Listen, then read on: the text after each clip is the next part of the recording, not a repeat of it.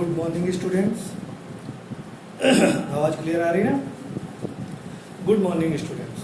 आज आपका जो नया चैप्टर है वो है मैग्नेटिक इफेक्ट ऑफ करंट, यानी कि जब करंट फ्लो होती है तो उसके आसपास कोई क्या मैग्नेटिक इफेक्ट होता है कि नहीं होता है।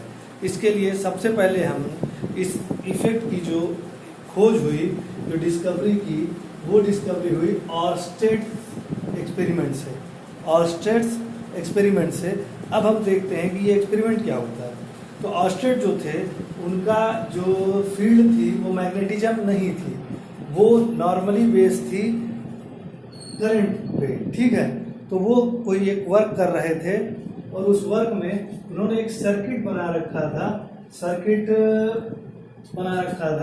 सर्किट जिसमें एक ये वायर था ए बी, एक ये बैटरी लगी हुई थी जिससे कि करंट फ्लो हो रहा था, एक की लगी हुई थी और इस तरह से।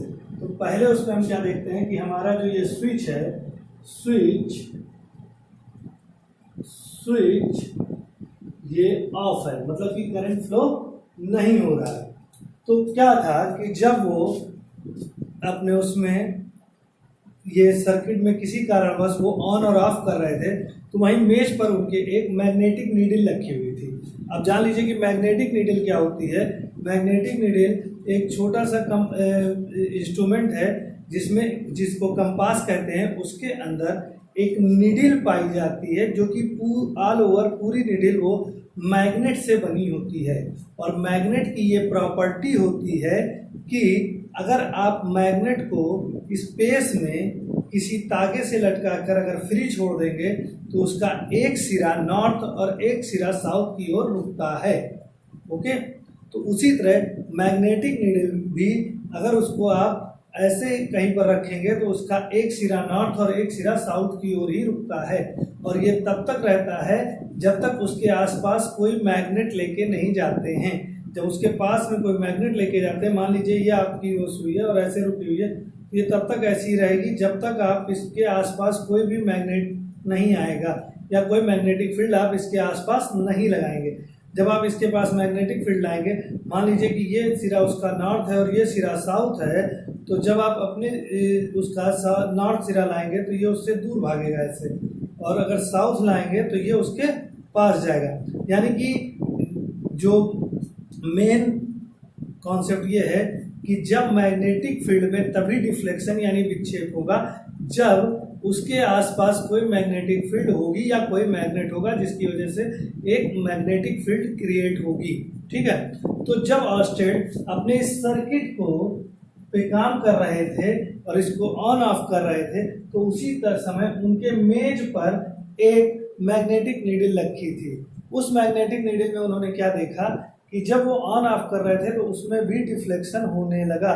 तो इससे उन्होंने मान लीजिए जब ये बंद था, देखिए क्या हुआ था कि जब ये बंद था सर्किट तो इसके पास में जो मैग्नेटिक नीडल रखी हुई थी ऐसे, इसका एक सिरा हम नॉर्थ मान लेते हैं, साउथ मान लेते हैं ऐसे। तो जब ये बंद थी तो इसमें कोई डिफ्लेक्शन नहीं था।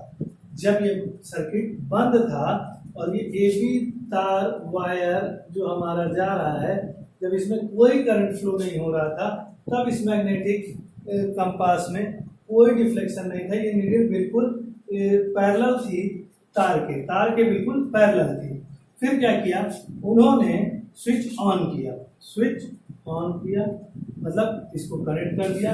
जब कनेक्ट किया तब क्या हुआ, इसमें करंट फ्लो होने लगा। क्या होने लगा? करंट फ्लो होने लगा। तब उन्होंने क्या देखा कि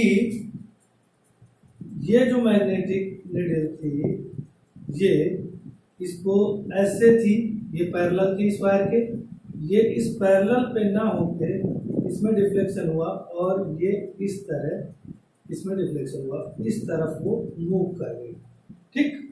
उसके बाद फिर उन्होंने कई बार ये चीज करके देखी और उन्होंने पाया कि बार बार यही रिजल्ट उनको मिल रहा है।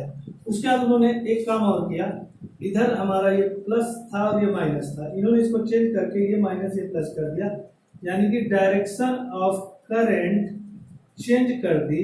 तो डायरेक्शन ऑफ करंट जब उन्होंने चेंज की तो उन्होंने क्या देखा कि अब नीडल का जो डिफ्लेक्शन था यानी विक्षेप था वो इस तरफ हो गया, ठीक, चेंज हो गया। तो इस तरह उन्होंने ये प्रैक्टिकल किया और कई बार किया। उसके बाद उन्होंने एक रिजल्ट निकाला, ऑब्जर्वेशन, यानी कि जब ये प्रैक्टिकल वो कर रहे थे तो उन्होंने क्या क्या चीज देखी वो ऑब्जर्वेशन निकाला। पहला ऑब्जर्वेशन क्या था कि नो करंट नो डिफ्लेक्शन, मतलब जब तक उनके सर्किट में कोई करंट नहीं था तब तक मैग्नेटिक नीडल में कोई भी डिफ्लेक्शन या विक्षेप नहीं हो रहा था। दूसरी कंडीशन में उन्होंने क्या किया, फ्लो करंट, उन्होंने करंट को फ्लो किया और करंट को फ्लो करने के बाद उन्होंने क्या देखा, डिफ्लेक्शन इन नीडल, यानी सुई में विक्षेप उत्पन्न हुआ, जो ऐसे थी वो ऐसे हुई, ठीक है, या ऐसे हुई उसको डायरेक्शन में, ठीक है, डायरेक्शन की बात बाद में करेंगे।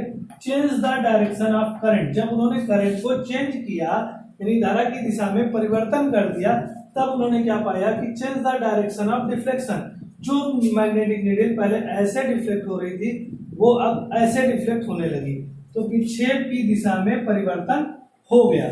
फिर इन सब चीजों को देखने के बाद उन्होंने एक रिजल्ट निकाला कि करंट कैरिंग कंडक्टर, यानी कि ऐसा कोई भी कंडक्टर जिसमें से करंट फ्लो हो रहा हो, यानी कि चार्ज फ्लो हो रहा हो, यानी धारावाही चालक, वो मैग्नेटिक फील्ड बनाता है। वो क्या बनाता है, वो मैग्नेटिक फील्ड बनाता है। उसके बाद की पॉइंट आप याद कर लीजिए कि जब तक कोई चार्ज स्टेशनरी होता है यानी कि स्थिर होता है, यानी कि उसकी जो वेलोसिटी होती है यानी वेग होता है वो जीरो होता है, तो वो केवल इलेक्ट्रिक फील्ड बनाता है। इलेक्ट्रिक फील्ड के बारे में आप चैप्टर 1 में पढ़ चुके हैं, इलेक्ट्रिक फील्ड बनाता है। लेकिन जब वही चार्ज v वेलोसिटी यानी v वेग से, नियत वेग से, कांस्टेंट वेलोसिटी से चलता है, मूव करता है, तब वो इलेक्ट्रिक फील्ड भी बनाता है और मैग्नेटिक फील्ड भी बनाता है। अब आप लोग इसको नोट कर लीजिए।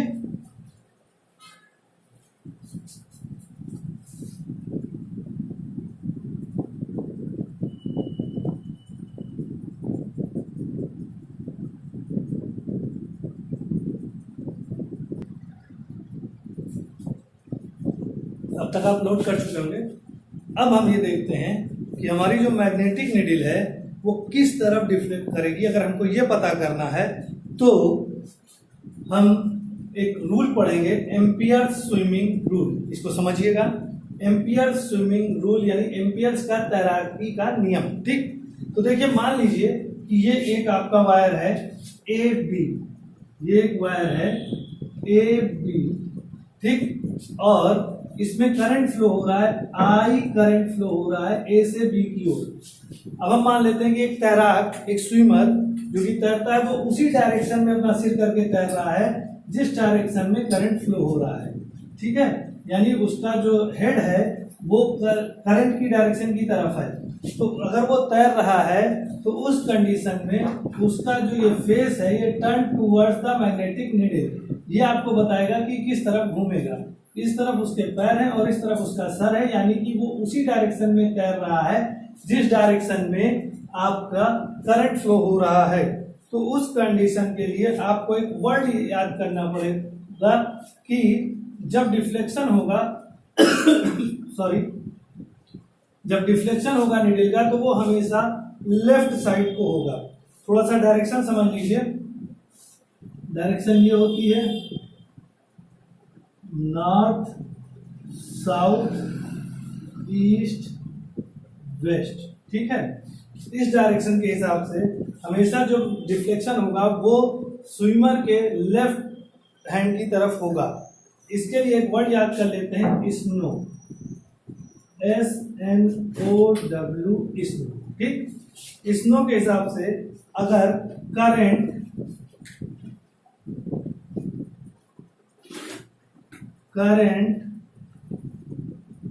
North to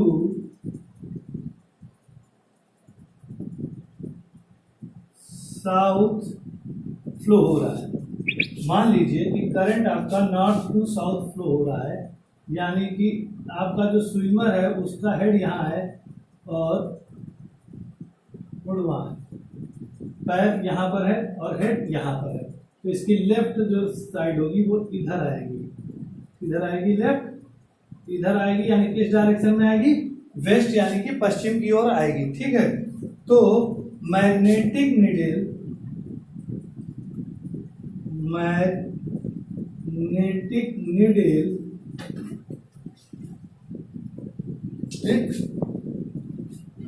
towards